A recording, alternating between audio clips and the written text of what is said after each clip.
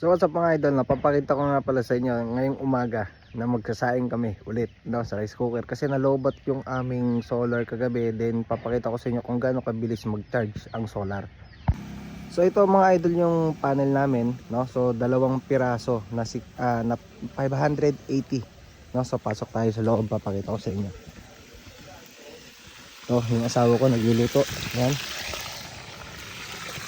So papakita ko sa inyo mga idol na nagsasaing kami sa rice cooker ngayon, So ito yung rice cooker, naka-on yan. Yan, nakakabit yan dito, Then ito yung aming unit. Tapos ito yung wattage. Yan, 532 watts.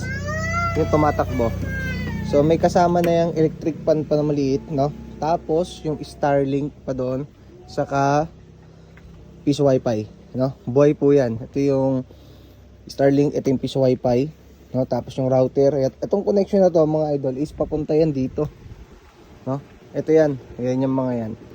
So nakakabit yan dito sa ilalim.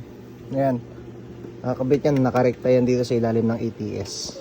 So yan yung unit natin mga idol, So made to order po itong gantong build. Itong board setup na to mga idol, made to order.